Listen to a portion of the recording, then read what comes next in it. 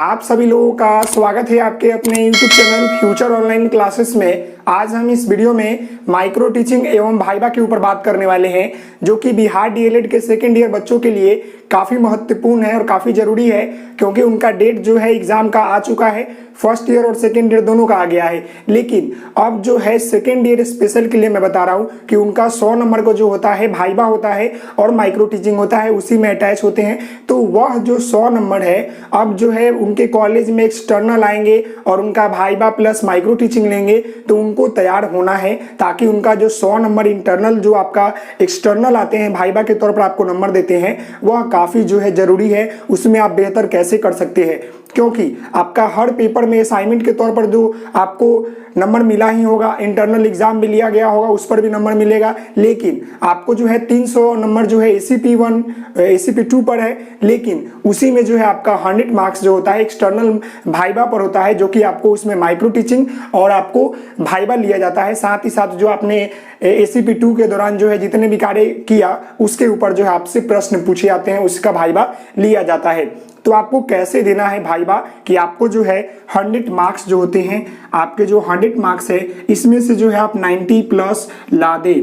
90 plus कैसे लाएंगे, इसके लिए बेहतर आपको तैयारी करने की जरूरत है। थोड़ा सा जो है आपको जो आपके एक्सटर्नल भाइबा होगा जब उनके सामने जो है आपको बेहतर आपका परफॉर्मेंस दिखाना है, ताकि आपका माइक्रो टीचिंग जो है इफेक्टिव हो, साथ ही साथ आपका जो भाइबा हो प्रश्न इससे पूछा जाए वो भी आपका क्लियर हो जाए। अब देखिए माइक्रो टीचिंग क्या होता है, तो देखिए इसको हम लोग सूक्ष्म शिक्षण बोलते हैं हिंदी में। यह होता है पढ़ाने की विधि, मतलब कि आप जो है किसी भी टॉपिक को पढ़ा रहे हैं, किस तरह से जो है एक आदर्श शिक्षक में जो है सभी माइक्रो टीचिंग जो स्किल होता है वो आता है कि नहीं आता है। इसकी बहुत ही जरूरी है कि एक जो गुण वाले शिक्षक है और एक जो है अवगुण वाले शिक्षक है, इनकी पहचान कैसे की जाए। इसीलिए जो है माइक्रो टीचिंग स्किल जो होता है इसमें जो है जो पढ़ाने के तौर तरीके होते हैं, किस तरह से आपको पढ़ाना है, कैसे आपको क्वेश्चन पूछना है, किस तरह से बच्चों से बात करना है, इसके स्किल होते हैं। इसमें बहुत सारे स्किल होते हैं, क्लोजर स्किल होते हैं, स्टार्टिंग स्किल होते हैं, फिर आपको क्वेश्चनिंग स्किल होते हैं, बोर्ड वर्क होते हैं,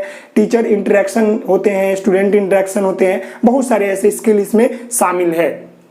तो देखिए आपको जो है माइक्रो टीचिंग स्किल कैसे देना है इसके ऊपर हम बात कर ली। तो देखिए सबसे पहले जो है आपको यहाँ बोर्ड पर दिख रहा होगा कि यहाँ पर दिनांक लिखा हुआ है, घंटी लिखा हुआ है, फिर यहाँ पर जो है विषय लिखा हुआ है, कक्षा लिखा हुआ है। मतलब कि मैं अभी जो है आप सभी लोगों के लिए एक डेमो के तौर पर जो है माइक्रो टीचिंग स्किल बताने वाला हूँ कि आपको जो है कैसे पढ़ाना है। बहुत सारे बताऊंगा, आप बस ध्यानपूर्वक जो इस वीडियो को देखेंगे। और अगर आप चैनल पर नए हैं तो चैनल को जरूर सब्सक्राइब करेंगे और अपने दोस्तों के साथ इस वीडियो को शेयर करेंगे, ताकि उन्हें भी जो है किसी प्रकार की दिक्कत ना हो और साथ ही साथ उनका नंबर जो है जो आपका एक्सटर्नल भाइबा होने वाले हैं इसमें बेहतर आ सके। तो देखिए यहाँ पर आप देख रहे हैं कि यह तो लिखा हुआ है, मैंने अभी लिख दिया, लेकिन आप जब कक्षा में प्रवेश करेंगे माइक्रो टीचिंग मतलब माइक्रो देने के लिए, माइक्रो टीचिंग स्किल देने के लिए, तो उस समय जो आपको केवल यह लिखा रहेगा, यह आपको खुद से भरना होगा। तो देखिए आपको कक्षा में प्रवेश कैसा करना है। अब मान लें कि 2 गेट है तो कैसे प्रवेश करेंगे, आगे से करेंगे कि पीछे से करेंगे। तो ऑफिशियली जो है आप आगे से करेंगे, ऑफकोर्स आगे से करेंगे, आगे से ही करना चाहिए, पीछे से तो कोई नहीं करता एंट्री ना, आगे से करना चाहिए। तो अब जो है मैं एंट्री के साथ साथ जो है आपको माइक्रो टीचिंग स्किल कैसे देना है उसको भी बताऊंगा। तो चलिए हम क्लास में एंट्री करेंगे। अब हम एंट्री के लिए जो है बाहर आ चुके हैं गेट के, और अब हम क्लास में जो है इंटर करने वाले हैं।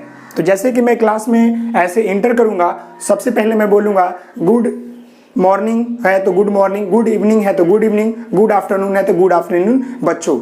मतलब सबसे पहले मैंने इंटर किया क्लास में, मैंने बोला गुड मॉर्निंग बच्चों, तो उधर से भी आएगा good morning sir, thank you बोल सकते हैं, थैंक यू सिट डाउन, यह बोल दिए। यह तो सबसे पहले वाक्य आपका हो गया। अब इसके बाद जो है आपको क्या करना है कि पूछना है कि बच्चों आप सब कैसे हैं। डरना नहीं है, क्योंकि बहुत सारे बच्चे जो होते हैं बोर्ड के सामने आते हैं, जब सामने उनके साथ 30-40 लोग बैठे होते हैं, उन्हीं के कक्षा के बच्चे बैठे होते हैं, नहीं तो फर्स्ट ईयर वाले बैठा सकते हैं, लेकिन उन्हीं के कक्षा के बच्चा बैठे होते हैं। तो जब वो सामने देखते हैं अपने ही कक्षा वाले लोगों को तो वो डर जाते हैं, लेकिन वहां पर उनको डरना नहीं है। अब उनको पूछना है कि आप लोग कैसे हैं बच्चों, तो उन लोग जवाब देंगे मैम सर अच्छा हूँ, तो अब हो गया। लेकिन आपको यहाँ पर जब ये हो गया तो आपको जो है अब आपको क्या पढ़ाना है, वह जो होता है सेट इंडक्शन के माध्यम से बच्चों से ही जो है वो टॉपिक को उगलवाना है। कहने का मतलब कि जो हमें पढ़ाना है वो टॉपिक हमें बोर्ड पर नहीं लिखना है। सबसे पहले हम बच्चों से बातचीत करेंगे, उसके बाद जो है वो अपने टॉपिक को बच्चों के माध्यम से ही जो है निकलवाएंगे। जैसे मैं एग्जाम्पल पर ले लेता हूँ, मुझे संज्ञा पढ़ाना है। देखिए मैंने एग्जाम्पल लिया कि मुझे संज्ञा पढ़ाना है, मैं इसे थोड़ा रब कर दूं, मुझे संज्ञा पढ़ाना है। तो मैं यहाँ पर आ गया, गुड मॉर्निंग गुड आफ्टरनून हो गया। बच्चों से मैंने पूछ लिया कि आप लोग कैसे हैं, खाना वाना खाए कि नहीं खाए, आप लोग अच्छे हैं, कैसा आपको लग रहा है आज का दिन, ये पूछ लिए। अब हमें पढ़ाना है टॉपिक, तो क्या हम यहाँ पर लिख देंगे संज्ञा पर पढ़ाना स्टार्ट कर देंगे? यह सही माइक्रो टीचिंग स्किल नहीं है। आपको जो है बच्चों से ही टॉपिक को निकलवाना है।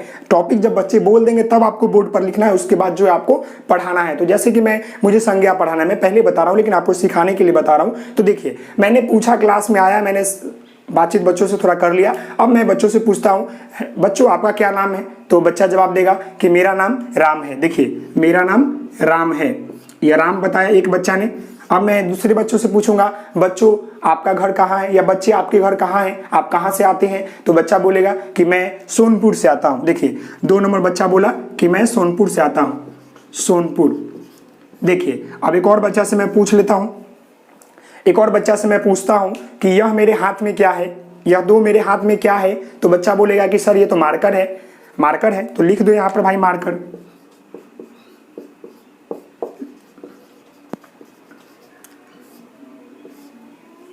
मार्कर मैंने लिख दिया, ऐसे ही ना मार्कर लिखा था, चलिए जो भी हो देख लीजिएगा।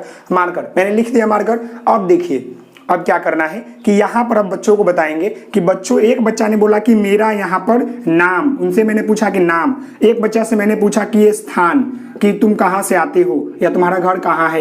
एक बच्चा से मैंने पूछा वस्तु, देखिए वस्तु हो गया।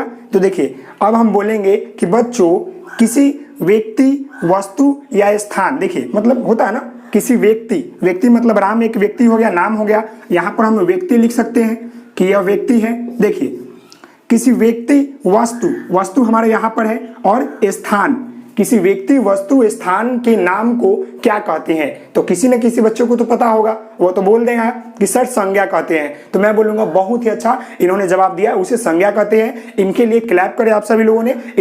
यह बच्चा ने जो है सही जवाब दिया है। तो जब यह हो जाएगा तो आपको क्या करना है, यहाँ पर आपको टॉपिक जो है लिखना है संज्ञा, और आपको क्या करना है, यहाँ पर नीचे एक एरो देना है, यह हमारा अंडरलाइन करना है। यह हमारा संज्ञा टॉपिक हो गया। अब हम बोलेंगे कि बच्चों आज हम लोग इस क्लास में संज्ञा के बारे में पढ़ने वाले हैं। देखिए आपका सेट इंडक्शन से होने से पहले मैंने बच्चों से जो है 3 प्रश्न पूछा, और यही 3 प्रश्न से जो है हमारा टॉपिक जो है यहाँ पर निकल कर आ गया। तो आपको इसी तरह करना है। यह हमारा सेट इंडक्शन हो गया। अब हम अपना उद्देश्य कथन कहते हैं कि बच्चों आज हम लोग संज्ञा के बारे में पढ़ेंगे। अब हमारा टॉपिक निकल चुका है। अब हम स्टार्ट करेंगे संज्ञा किसे कहते हैं। अब हम बोलेंगे संज्ञा किसे कहते हैं, तो कोई ना कोई बच्चा को मालूम होगा, नहीं मालूम होगा तो आप बताएंगे यहाँ पर एग्जाम्पल लेकर। आपके पास TLM हो सकता है, जैसे नाम, स्थान, वस्तु, विभिन्न तरह के नाम बताएंगे। बच्चों से ही नाम पूछ लेंगे, 10 बच्चों का नाम पूछेंगे। फिर विभिन्न स्थान को दिखाएंगे कि यह विद्यालय कहाँ है, आपका घर कहाँ है, आप किस जिला में रहती है, स्थान हो गया। फिर वस्तु के लिए तो आप कक्षा कक्ष में ही जो है पंखा को देख सकते हैं, बोर्ड को देख सकते हैं, मार्कर को देख सकते हैं, टेबल चेयर ये सबको दिखा सकते हैं। यह आपका ठोस अनुभव हो जाएगा। तो ये सब बताएंगे। उसके बाद जो है आप बताएंगे संज्ञा किसे कहते हैं, तो आप डिफिनीशन भी दे सकते हैं। यह आपका हो गया। अब जो है संज्ञा के प्रकार बताने के लिए आपको पहले पूछना पड़ेगा बच्चों से कि किसी को मालूम है कि नहीं मालूम है। अगर बच्चा बताता है तो ठीक है, नहीं बताता है तो आप ही को जो है आपको संज्ञा के प्रकार को बोर्ड पर लिखना पड़ेगा। 1-2 कर आपको संज्ञा के प्रकार को लिखना पड़ेगा, और ऐसे लिखना है ताकि पीछे वाले बच्चों को भी जो है दिखाई दे। और एक और बात यहाँ महत्वपूर्ण यह होती है कि बोर्ड वर्क जो करते हैं वह 45 डिग्री एंगल होना चाहिए। यह हमारा जो होता है 90 डिग्री स्ट्रेट हो जाता है ऐसे, लेकिन हमारा जो है ये 45 डिग्री होना चाहिए, ये वाला ऐसे होना चाहिए, ताकि जो हम लिखेंगे वो सामने वाले पीछे बच्चों को भी जो है दिखाई दे। इसीलिए हमारा यह एंगल होना चाहिए। तो आप समझ गए, यह हमारा क्या हो गया, सेट इंडक्शन मैंने पढ़ा भी दिया। अब बीच बीच में जो है आपको इवैल्यूएशन प्रश्न भी पूछना है, मूल्यांकन प्रश्न। कि जो मैं पढ़ा रहा हूँ बच्चों को समझ में आ रहा है कि नहीं आ रहा है। तो मैंने पढ़ा दिया, मान लो कि मैंने संज्ञा पढ़ा दिया। अब हम किसी बच्चे को बोलेंगे बाबू आप बताओ संज्ञा किसे कहते हैं, तो बच्चा बोलेगा कि संज्ञा सर इसको इसको कहते हैं। बोलेंगे बहुत अच्छा आपने बताया, इनके लिए क्लैप करें। यहाँ पर क्या होता है ना कि क्लैप करेंगे तो दूसरे बच्चों के मन में भी जो है जागृत होता है आंसर देने के लिए, और टीचर और जो स्टूडेंट का इंटरेक्शन होता है, जो अंतः क्रिया होता है वो भी होता है। साथ ही साथ आपको पढ़ाने के दौरान जो होता है आपका मूल्यांकन चलते रहता है, ताकि आप भी आकलन कर सके कि जो मैं पढ़ा रहा हूं क्या बच्चे समझ पा रहे हैं कि नहीं समझ पा रहे हैं। तो ये हो गया, मैंने प्रकार भी बता दिया। अब हमारा हो गया, अब हम क्या करेंगे, जब हम प्रकार बता देंगे तो फिर हम इवैल्यूएशन प्रश्न पूछेंगे। मैंने संज्ञा पर भी इवैल्यूएशन प्रश्न पूछा, प्रकार पर भी इवैल्यूएशन पूछेंगे कि बाबू तुम बताओ संज्ञा के कितने प्रकार होते हैं, तो यह बता देंगे। फिर आप क्या करेंगे कि कक्षा में करने के लिए जो है कुछ वर्क को देंगे। पहले आप क्या करेंगे, कक्षा में मतलब कुछ वर्क दे देंगे कि इसको बनाओ, या जब बच्चे बना लेंगे तब क्या करेंगे, बनाएंगे तो कुछ बच्चे नहीं भी बना पाएंगे, ये तो होगा, ये होगा। तब आप क्या करेंगे, फिर से उसको समराइज करेंगे।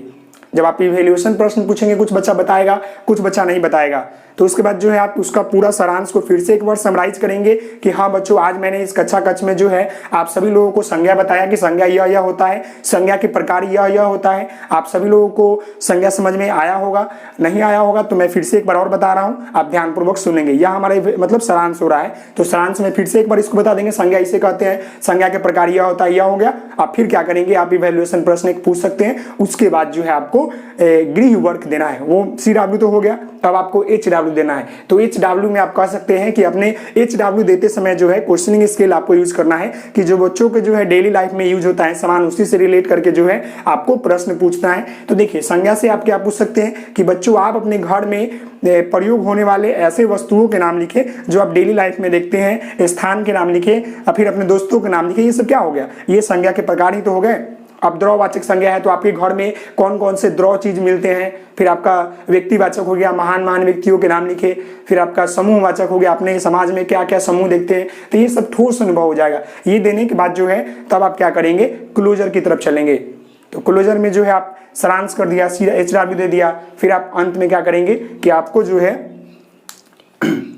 जो है लेफ्ट हैंड से जो है बोर्ड को रब करना है। इवैल्यूएशन क्वेश्चन कर लेंगे लास्ट में एक बार और, तो बोर्ड को लेफ्ट हैंड से रब करते हुए जो है आपको इंड करना है, थैंक यू बोलेंगे।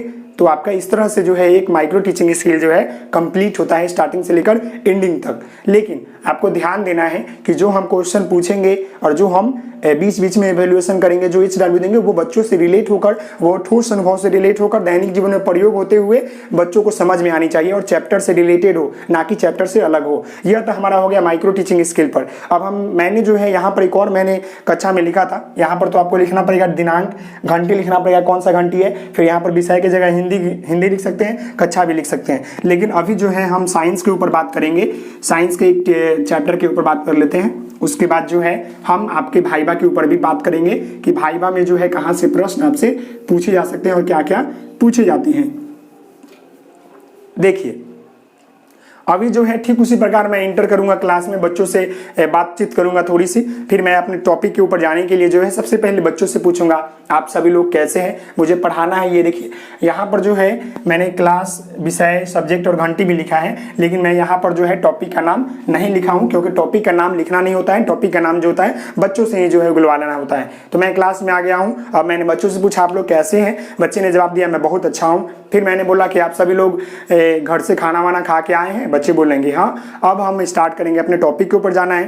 तो मैं बच्चों से पूछूंगा कि आप सुबह क्या खा कर आए, तो एक बच्चा बोलेगा कि मैं सर रोटी खा कर आया हूँ, रोटी चावल ये बोल सकता है। दूसरे बच्चों से मैं पूछूंगा कि आपने क्या खाया बाबू, तो वो बोलेगा कि सर मैं खीर पूरी खा कर आया हूँ, खीर पूरी लिख सकते हैं, वो बोलेगा तो ही लिखना है खीर पूरी।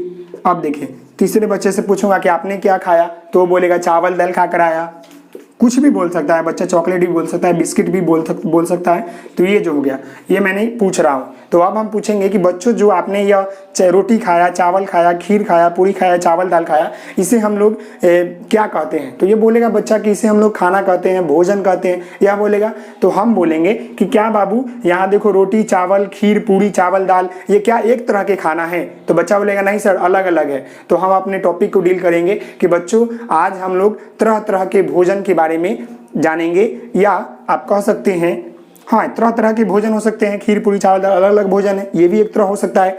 लेकिन कक्षा 6 में यह चैप्टर नहीं है, आप में ये ईवीएस में आपको मिलेगा 4 या 5 में। देखिए, लेकिन हमें अलग चैप्टर पढ़ाना, तो ये तो बोल दी कि तरह तरह के हैं। तो अब हम पूछ सकते हैं कि बच्चों, जो ये आपने रोटी खाया, चावल खाया, खीर खाया, पूरी खाया, चावल दाल खाया, यह कहाँ से आता है? तो बच्चे क्या बोलेंगे कि खेतों से आता है। ये हो सकता है ना, इस तरह से। तब हम अपने टॉपिक को डील करेंगे। बच्चों, आज हम लोग तरह तरह के भोजन, या आप बोल सकते हैं, नहीं तो बच्चों आज हम लोग भोजन कहाँ कहाँ से आते हैं इसकी बात करेंगे। यह जो भोजन है कहाँ से आते हैं, तो खेत से आते, बच्चे ने जवाब दे दिया। तरह तरह के भोजन भी हो गया। तो हम बात कर सकते हैं कि बच्चों आज हम लोग जानेंगे कि भोजन जो है हमारा कहाँ कहाँ से आता है, जो कि क्लास 6 का पहला चैप्टर है। तो अब जाकर जो है आपको यहाँ पर लिखना पड़ेगा कि भोजन कहाँ कहाँ से आते हैं। आप टॉपिक का नाम लिखेंगे, भोजन कहाँ कहाँ से, कहाँ कहाँ से आते हैं।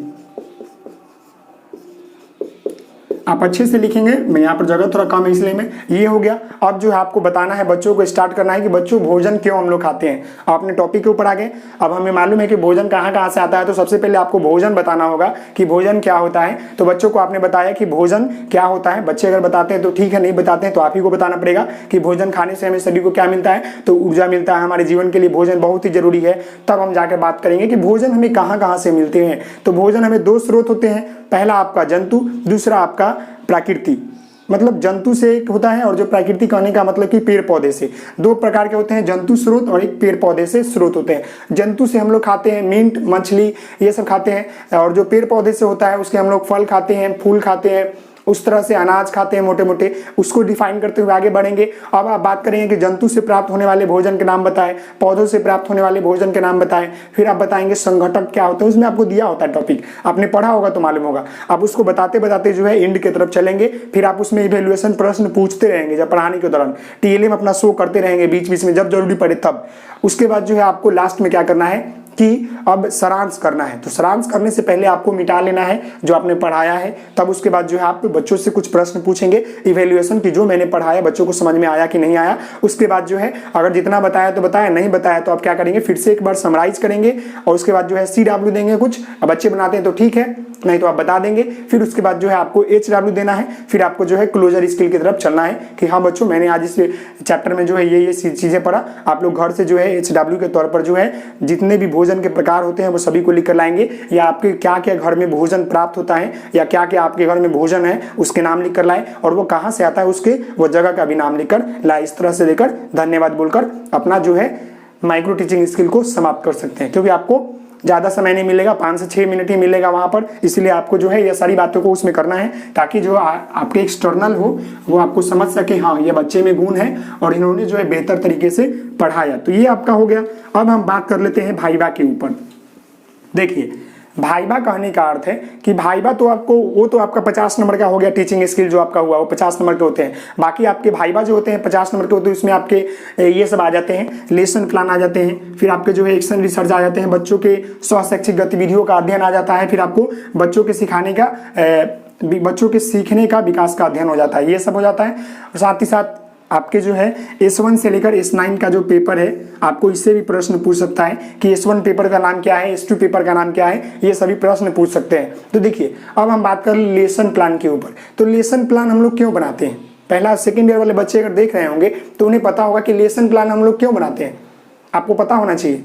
तो लेसन प्लान जो होता है एक प्री प्लान होता है, जो कि हम लोग किसी भी सब्जेक्ट को पढ़ाने से पहले जो होता है एक प्लान करते हैं कि किस तरह से जो है हमें सारे टीचिंग स्किल को जो है प्रयोग करते हुए एक लेसन प्लान हम लोग तैयार करते हैं कि इसी तरह जो है हमें वहां पर पढ़ाना है। जो कि मैंने अभी कुछ समय पहले एक माइक्रो टीचिंग का एक डेमो दे रहा था, उसी तरह आपको जो है लेसन प्लान में लिखना होता है कि सबसे पहले मुझे क्या करना है, उसके बाद क्या करना है, उसके बाद क्या करना है। एक अच्छे शिक्षक जो होते हैं वो लेसन प्लान को प्री प्लान करके पहले से ही तैयार रखते हैं ताकि कक्षा कक्ष में जाने के समय वो अट्रैक्टिव पढ़ा सके, कक्षा को जो है बेहतर पढ़ा सके। इसलिए जो है आपको लेसन प्लान की जरूरत होती है। और लेसन प्लान जो होता है एक आपको खुद पहले पढ़ने के लिए जो है प्रेरित करता है। जब आप उस चैप्टर को लिखेंगे तो आप खुद पढ़ लेंगे, जहां दिक्कत होगी वहां समझ लेंगे, तब जाकर जो है उसी लेसन प्लान के आधार पर जो है आप कक्षा में पढ़ाएंगे बच्चों को। तो जो आपका कक्षा होता है वो इफेक्टिव होता है, बहुत ही ज्यादा गुणवत्तापूर्ण हो जाता है, बहुत ही अच्छा हो जाता है। अब आते हैं एक्शन रिसर्च के ऊपर।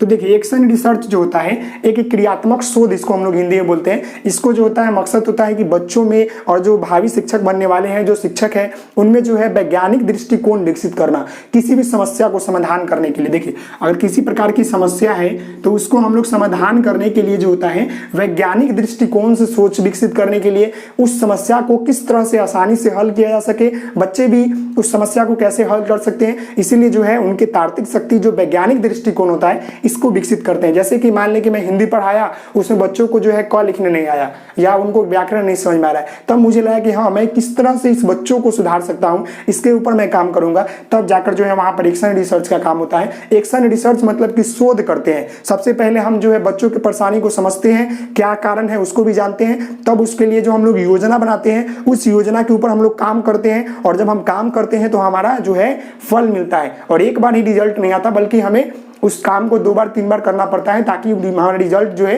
पॉजिटिव आए। तो इसी को हम लोग एक्शन रिसर्च करते हैं। अब जो यहाँ पर है बच्चों की सह शैक्षिक गतिविधियों का अध्ययन। देखिए यहाँ पर बच्चों के सह शैक्षिक गतिविधि नहीं होगा, यहाँ पर आपका विकास होना चाहिए। बच्चों के सह शैक्षिक विकास का अध्ययन। देखिए विकास का अध्ययन मतलब कि बच्चों के जो सह शैक्षिक शिक्षा के साथ साथ बच्चों में जो देखते होंगे, विद्यालय जब आप गए होंगे तो वहां पर उनके अंदर जो बहुत सारे हुनर होते हैं, काबिलियत होती है। तो वो काबिलियत को जो है आप कैसे निखारेंगे। जैसे किसी बच्चे को गाना गाने में बेहतर लगता है, किसी बच्चे को डांस करना, किसी बच्चे को जो है कोई काम करना, हस्तकला, पाक कला, ये सभी जो होते हैं उसमें उनको मन लगता है। तो उस चीज को जो है प्रोत्साहन देने के लिए आप क्या कर सकते हैं, क्या प्रयास कर सकते हैं, उसी में जो है यह जानने की जरूरत होती है। और एक शिक्षक को जो है बच्चों को जो है जो आपका शिक्षा है उसके साथ साथ जो है सह शैक्षिक गतिविधियां हो या विकास हो, उसमें भी जो है योगदान देना चाहिए कि बच्चा जो है शिक्षा के साथ साथ जो है वह सह शैक्षिक गतिविधियां में या विकास में जो है आगे बढ़ सके। इसलिए जरूरी है यह शिक्षक को जाना। इसलिए जो है हमें यह फाइल बनाना तैयार होता है और इसमें पहचानने की भी बात की जाती है। अब आपका लास्ट है बच्चों के सीखने का विकास का अध्ययन। देखिए मान लें कि आप जब ACP 1 में या 2 में गए होंगे तो आप पहले क्या पढ़ाए, एक सप्ताह पहले आप गए होंगे तो देखा होगा कि बच्चे को कुछ समझ नहीं आ रहा है, लेकिन आप उसके ऊपर कार्य किए, आपने वहाँ 4 महीना 3 महीना पढ़ाया। फिर आप जो अंत के सप्ताह में देखते हैं कि बच्चे वो समझ जाते हैं, तो वहीं पर जो है बच्चों के सीखने का विकास का अध्ययन काम आता है कि मैंने वहाँ गया तो देखा कि बच्चों को जो है ये चीज़ें जो है पढ़ने नहीं आ रहा है, मैंने इसके ऊपर कार्य किया और लास्ट के जो है तीसरे सप्ताह में मुझे फाइनल पता चला कि हाँ बच्चे मैंने जो कार्य किया उसके ऊपर जो है बच्चे ने सीखा, बच्चे ने समझा। तो ये जो होता है इसमें होता है बच्चों के सीखने का विकास का अध्ययन कि बच्चे किस तरह से सीख रहे हैं। आपने पहले का 2 सप्ताह का आकलन किया, फिर आपने पढ़ाने के बाद 2 सप्ताह का आकलन किया, तो पता चलता है कि आपको जो है क्या उसमें सुधार हुआ कि नहीं हुआ। इसलिए जो है वो जरूरी है। गर्मी काफी ज्यादा है, थोड़ी दिक्कत होती है। देखिए ये मक्खी भी ना परेशान कर रही है। तो यहाँ देखिए यही होता है इसमें कि आप दो सप्ताह पहले आपने जो गया था, पहली सप्ताह का आपने आकलन किया, फिर आपने पढ़ाने के 2 सप्ताह के बाद का आकलन किया, वही इसमें आता है बच्चों के सीखने का विकास का अध्ययन। और लास्ट में आपको क्या करना है कि S1 से लेकर S9 पेपर जो होता है, S1 से S8 होता है, जो S9 पेपर होता है आपका मेथड पेपर होता है, ये सभी पेपर का जो है आप नाम याद कर लेंगे और इसके कार्य याद कर लेंगे ताकि आपको समझने में और आपके सामने जो भाईबा होंगे लेंगे एक्सटर्नल, उनको किसी तरह की दिक्कत ना हो। और कुछ प्रश्न आपके S1 से लेकर S9 पेपर से भी पूछ सकते हैं कि मान लें कि आत्म प्रेरणा क्या है, समाजीकरण क्या है, समावेशीकरण क्या है, फिर हिंदी बच्चे कैसे सीखते हैं, पेडागोजी ऑफ इंग्लिश से प्रश्न पूछ सकते हैं कि सेकंड लैंग्वेज का इंपॉर्टेंस क्या है। ये सभी प्रश्न आपसे पूछ सकते हैं। तो इसी तरह जो है आपको वाइवा देना है। टोटल आपके 100 नंबर है। इस तरह आप करते हैं तो आपको जो है कम से कम 90 नंबर तो मिलेगा ही, अगर बेहतर मार्क करते हैं। नंबर करते नहीं, आप बेहतर करेंगे आपको बेहतर नंबर मिलेगा। तो आशा करता हूँ कि आपको ये वीडियो समझ में आया होगा। तो आप जरूर इस वीडियो को लाइक करेंगे, शेयर करेंगे, सब्सक्राइब करेंगे। Thank you so much. जय हिंद, जय भारत। तो मिलते हैं नेक्स्ट वीडियो में, तब तक के लिए धन्यवाद।